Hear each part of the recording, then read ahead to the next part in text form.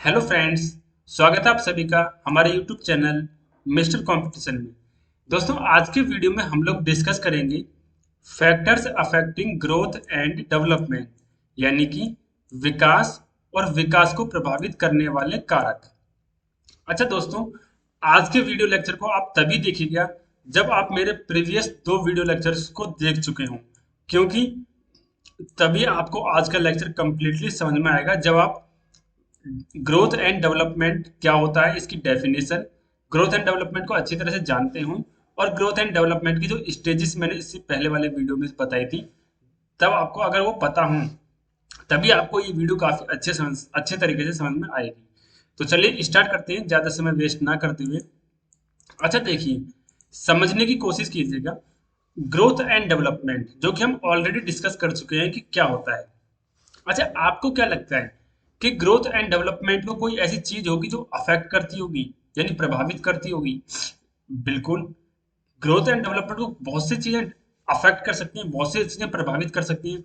अब वो कैसे कर सकती हैं, क्या चीजें हो सकती हैं, एक बार खुद आप अपनी तरफ से सोचने की कोशिश कीजिए। Factors affecting growth and development का मतलब है कुछ ऐसे फैक्टर्स या कुछ ऐसे कारण जिनकी वजह से हमारा जो ग्रोथ एंड डेवलपमेंट है वो प्रभावित होता है, अफेक्ट होता है। उसी को हम क्या बोलते हैं? Factors affecting growth and development, यानी विकास और विकास को प्रभावित करने वाले कारक। अच्छा देखिए, विकास यानी डेवलपमेंट, ग्रोथ एंड डेवलपमेंट किस चीज से प्रभावित हो सकता है? मान लीजिए किसी व्यक्ति का एक्सीडेंट हो गया, तो क्या उसका जो ग्रोथ एंड डेवलपमेंट है वो प्रभावित नहीं होगी? डेफिनेटली होगी। कि अब वो व्यक्ति चल फिर नहीं सकता है। अगर उसका एक्सीडेंट हुआ, अगर उसके पैर में लगी मान लीजिए, तो वो व्यक्ति चल फिर नहीं सकेगा।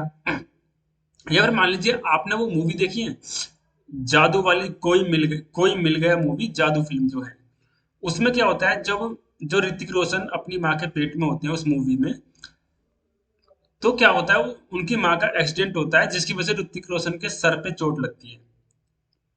और उसी वजह से क्या होता है, ऋतिक रोशन थोड़े, उनका जो ग्रोथ एंड डेवलपमेंट है अच्छे प्रकार से नहीं हो पाता है ना। अब इसका, उनका ग्रोथ एंड डेवलपमेंट अच्छे प्रकार से क्यों नहीं हो पाया? क्योंकि उनका एक्सीडेंट हुआ था जब वो अपनी माँ के पेट में थे उस टाइम पर। तो इन सारी चीजों से हम क्या समझ सकते हैं, कुछ ना कुछ ऐसी चीजें होती हैं, मतलब कुछ नहीं, बहुत सारी ऐसी चीजें होती हैं जो हमारे ग्रोथ एंड डेवलपमेंट को इफेक्ट करती है, प्रभावित करती हैं। अच्छा, आज के वीडियो में हम इन्हीं चीजों को डिस्कशन करेंगे कि आखिर में वो सारी चीजें क्या हैं जो हमारे ग्रोथ एंड डेवलपमेंट को अफेक्ट करती हैं, प्रभावित करती हैं। तो चलिए दोस्तों, बढ़ते हैं आज की वीडियो सीरीज में। देखिए, जो चीजें हमारे ग्रोथ एंड डेवलपमेंट को प्रभावित करती है ना, वो दो प्रकार की होती हैं। पहली हम कह सकते हैं इंटरनल, एंड दूसरी हम कह सकते हैं एक्सटर्नल। यानी कुछ तो ऐसी चीजें हैं जो हमारे अंदर से ही हमारे इंटरनल हैं, और कुछ ऐसी चीजें जो एक्सटर्नल है, बाहरी रूप से हमको प्रभावित कर रही हैं। हमारा जो ग्रोथ एंड डेवलपमेंट है उसको बाहर से हमको प्रभावित कर रही हैं।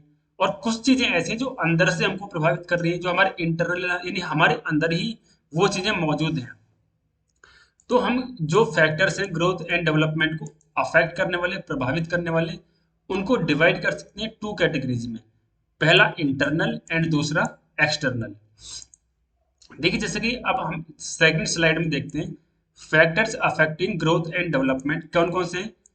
पहला है इंटरनल कारण, यानी जो इंटरनल फैक्टर्स यानी कि आंतरिक कारक, और दूसरा है एक्सटर्नल फैक्टर्स यानी कि बाह्य कारक, जो बाहर वाले कारक हैं। अच्छा देखिए, अब आप लोग नाम से ही समझ रहे होंगे इंटरनल फैक्टर्स क्या हो सकते हैं। देखिए, इंटरनल में हमारा आता है हेरिडिटी। अब हेरिडिटी क्या होती है इसको हम आगे समझेंगे। फिलहाल हम देखते हैं कि इंटरनल फैक्टर में क्या आता है, हेरिडिटी, बायोलॉजिकल और constitutional factors, intelligence, emotional factors और सोशल नेचर। ये सारी चीजें किस में आती हैं, हमारे इंटरनल फैक्टर्स में। और जो बाह्य फैक्टर्स होते हैं, इनको हम आगे वाली स्लाइड्स में डिटेल में जानेंगे कि बाहरी फैक्टर यानी कि एक्सटर्नल फैक्टर्स क्या होते हैं। तो चलिए स्टार्ट करते हैं। सबसे पहले हम इंटरनल फैक्टर से, यानी कि आंतरिक कारक से, कि ग्रोथ एंड डेवलपमेंट को आखिर वो कौन से आंतरिक कारक हैं, इंटरनल फैक्टर्स हैं जो हमारी ग्रोथ एंड डेवलपमेंट को अफेक्ट करते हैं, प्रभावित करते हैं। इसमें हमने सबसे पहले बात की थी हेरिडिटी की। अच्छा देखिए, हेरिडिटी क्या होती है। Heredity factors play there part at the time of conception. जो हेरिडिटी जो फैक्टर है वो किस टाइम पर अपना वर्क करते हैं? कंसेप्शन के टाइम पर, यानी कि बिल्कुल शुरुआती समय पर। In the mother's womb, mother के, जब बच्चा अपनी मदर के गर्भ में होता है, वॉम्ब में होता है, उस टाइम पर जो हेरिडिटी फैक्टर होता है वो वर्क करता है। अब देखिए हेरिडिटी होता क्या है एक्चुअल में। हेरिडिटी से मतलब है जो आपके या किसी भी व्यक्ति की मम्मी पापा से मिलने वाले जो फैक्टर्स हैं, मम्मी पापा से मिलने वाली जो क्वालिटीज हैं किसी बच्चे की, उनको हम कहते हैं हेरिडिटी फैक्टर्स। जैसे कि हाइट होती है, वेट होता है, कलर होता है, आईज किस प्रकार की होंगी, यानी आईज का कलर किस प्रकार का होगा, और स्किन कैसे होगी, यानी कोई व्यक्ति गोरा होगा या कोई व्यक्ति सांवला होगा, किस प्रकार की उसकी स्किन होगी, उसका फिजिकल स्ट्रक्चर कैसा होगा, उसका फिजिकल स्ट्रक्चर कैसा होगा। ये सारी चीजें डिपेंड करती हैं हमारे हेरिडिटी पर। यानी हमारे माता पिता से मिले हुए कुछ हमारे पास गुण होते हैं, उन्हीं सारी चीजों में हेरिडिटी डिपेंड करती है। कि हेरिडिटी पर मतलब डिपेंड करती है हमारी हाइट, वेट, कलर के, आईज का कलर, स्किन का कलर, फिजिकल स्ट्रक्चर किस प्रकार का होगा। तो ये सारी चीजें क्या है, हेरिडिटी पर। अब देखिए जैसा कि हमने बोला कि ये क्या है, इंटरनल फैक्टर है। किस चीज का इंटरनल फैक्टर है? हमारी ग्रोथ एंड डेवलपमेंट को प्रभावित करने का इंटरनल फैक्टर है। अब देखिए इंटरनल फैक्टर हमने इसको क्यों बोला, क्योंकि ये हमारे अंदर से, ये क्या हम इसमें कुछ कर सकते हैं? अगर हम मान लीजिए हमको जेनेटिकली, हेरिडिटी से हमारी हाइट कम या ज्यादा मिली किसी व्यक्ति को, वेट किसी व्यक्ति को कम या ज्यादा मिला है, तो इसमें हम कुछ भी नहीं कर सकते क्योंकि यह हमको हेरिडिटी से प्राप्त हुआ है ना। तो इसीलिए हमने इसको क्या बोला है, इंटरनल फैक्टर। तो हमने अपना पहला इंटरनल फैक्टर अच्छे से क्लियर किया। फर्स्ट इंटरनल फैक्टर है हेरिडिटी। सेकंड इंटरनल फैक्टर आता है बायोलॉजिकल और कॉन्स्टिट्यूशनल फैक्टर्स, यानी कि a child's constitutional makeup, somatic structure, physics and body chemistry influence his growth and development throughout his life. This can be measured, sustained in the following manner. A child who is physically weak or has internal deformities. देखिए, अब मान लीजिए कोई व्यक्ति या कोई बच्चा है जो फिजिकली वीक है, या फिर इंटरनल, अंदरूनी, मतलब अंदर से किसी व्यक्ति के अंदर कुछ डिफॉर्मिटीज हैं, कुछ परेशानियां हैं, उसकी बॉडी में कुछ परेशानियां हैं अंदर से। तो ये सारी चीजें क्या उसके ग्रोथ एंड डेवलपमेंट को अफेक्ट नहीं करेंगी? मान लीजिए कोई बच्चा है, छोटा बच्चा, और उसको बचपन से ही कुछ बीमारियां, जैसे कि आप लोगों ने अक्सर सुना होगा कि किसी बच्चे के दिल में छेद है, तो अब उस बच्चे के जो दिल में छेद है वो किस चीज में आएगा, इंटरनल डिफॉर्मिटीज में। यानी उस बच्चे के अंदर में ही क्या कुछ डिफॉर्मिटीज है। अब क्या दिल में छेद होने की वजह से उस बच्चे का जो ग्रोथ एंड डेवलपमेंट है वो अफेक्ट नहीं होगा? बिल्कुल अफेक्ट होगा। अगर किसी बच्चे का नर्वस सिस्टम सिस्टम में कुछ प्रॉब्लम है, फिजिकली कोई बच्चा वीक है, तो ये सारी चीजें क्या है, इंटरनल फैक्टर का एक पार्ट है, जिसको हम कह सकते हैं बायोलॉजिकल और कॉन्स्टिट्यूशनल फैक्टर्स। तो दोस्तों हमारे इंटरनल फैक्टर्स के दो पॉइंट क्लियर हो चुके हैं, हेरिडिटी एंड बायोलॉजिकल और कॉन्स्टिट्यूशनल फैक्टर्स। हमारे इंटरनल फैक्टर में थर्ड पॉइंट है इंटेलिजेंस। देखिए इंटेलिजेंस अब क्या होती है, intelligence as the ability to learn, कुछ सीखने की, कुछ लर्न करने की, याद करने की जो क्षमता होती है उसको हम क्या बोलते हैं, इंटेलिजेंस। और क्या बोलते हैं, adjust and take up the right decision at right time, adjustment को और सही समय पर सही डिसीजन लेना, यही चीज क्या कहलाती है, इंटेलिजेंस कहलाती है। Has a great influence on overall growth and development of a child. अब जो हमारी इंटेलिजेंस होती है ना, उसका हमारे ग्रोथ एंड डेवलपमेंट पर काफी डीप, यानी काफी एक तरह से कह सकते हैं हम, बहुत बड़ी मात्रा में इन्फ्लुएंस होता है हमारे इंटेलिजेंस का हमारे ग्रोथ एंड डेवलपमेंट पर। It affects child social behaviour, moral judgement and emotional growth. अब जो इंटेलिजेंस है ये क्या, जो बच्चे का सोशल बिहेवियर है, यानी सोसाइटी में बच्चा किस प्रकार से बिहेवियर करता है, वो लोगों से फ्रेंडली रहता है या फिर लोगों से रूडली बात करता है, ये सारी चीजें किस चीज पर डिपेंड करती हैं, उसकी इंटेलिजेंस पर। उसका जो मॉरल जजमेंट है, उसका जो इमोशनल ग्रोथ है, ये सारी चीजें इंटेलिजेंस पर डिपेंड करती हैं।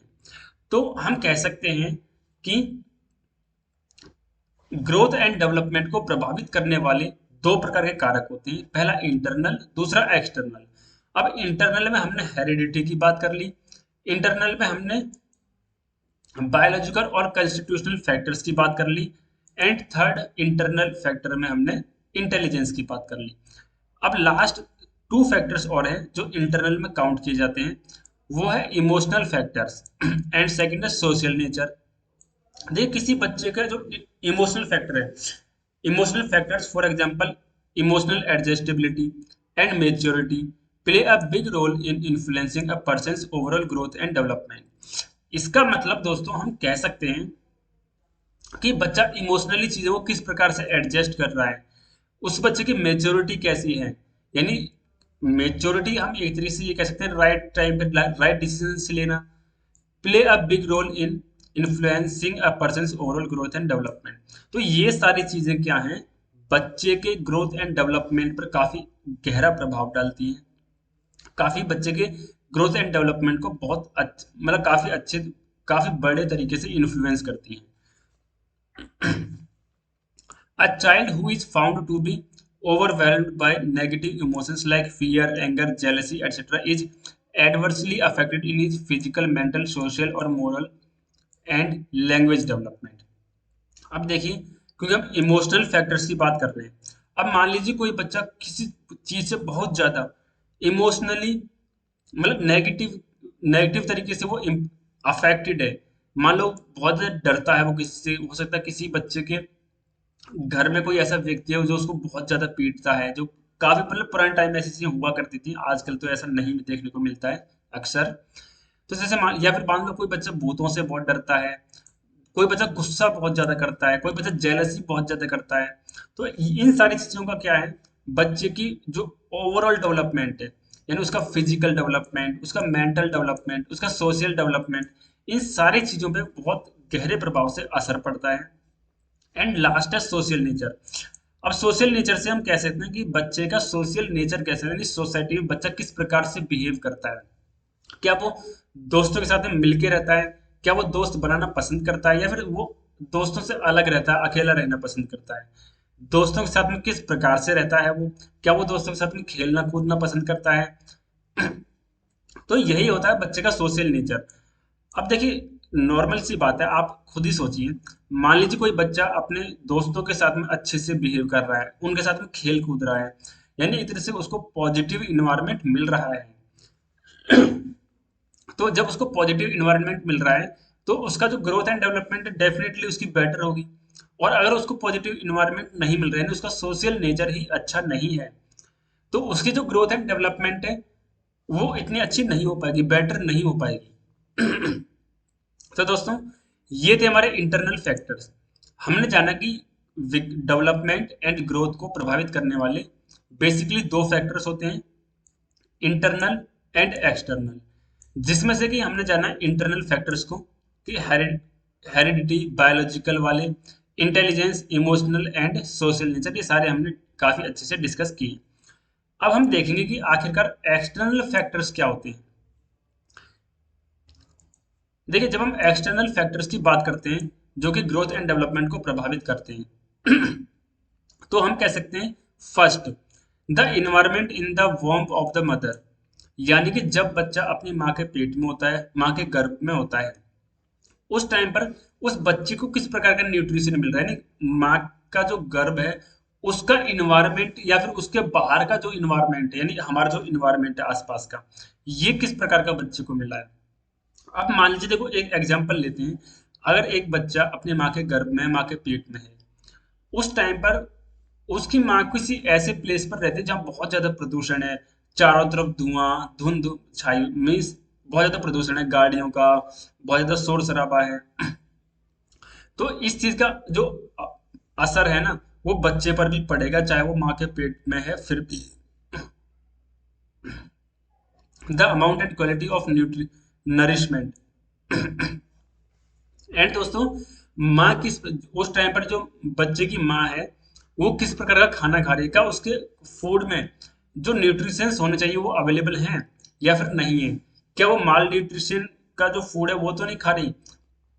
तो इन सारी चीजों का फर्क है, जो असर है वो किस पर पड़ता है, किसी बच्चे की ग्रोथ एंड डेवलपमेंट पर। अब ये क्या है, एक एक्सटर्नल फैक्टर है, बाहरी कारण है बच्चे की ग्रोथ एंड डेवलपमेंट पर जो असर पड़ने का है।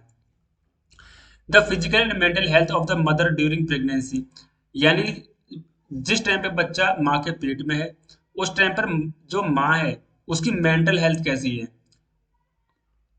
और माँ की जो फिजिकल हेल्थ है वो कैसी है। अब इन सारी चीजों का असर किस पर पड़ेगा, बच्चे पर पड़ेगा डेफिनेटली।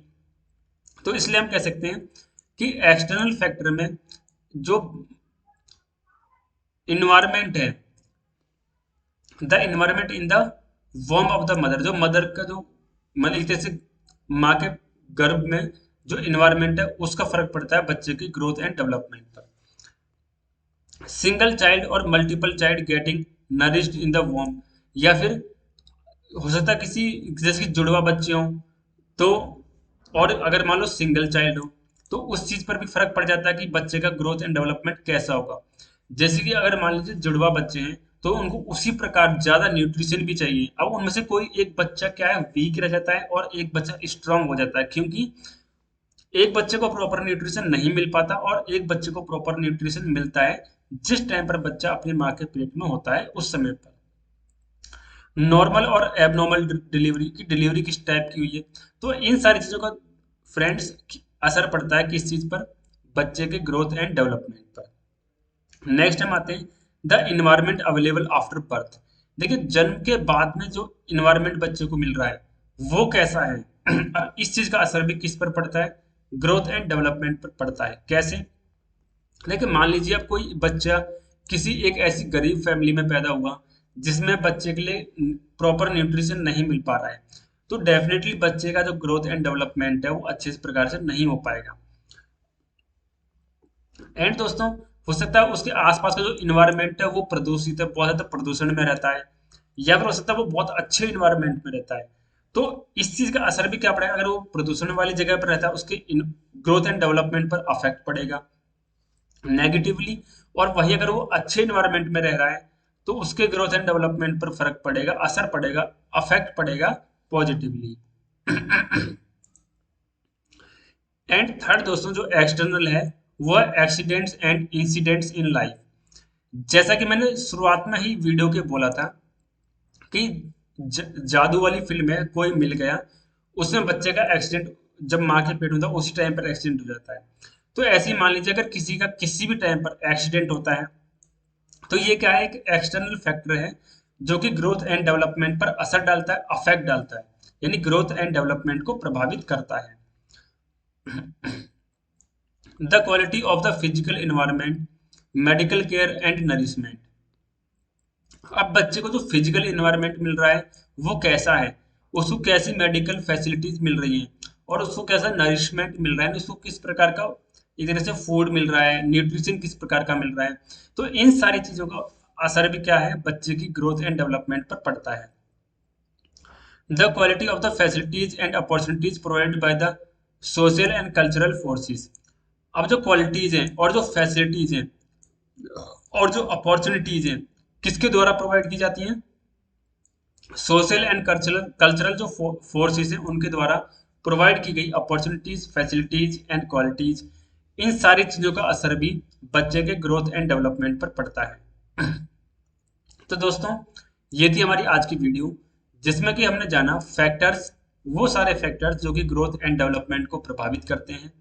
और आई होप कि आपको वीडियो समझ में आई होगी और वीडियो काफ़ी हेल्पफुल लगी होगी।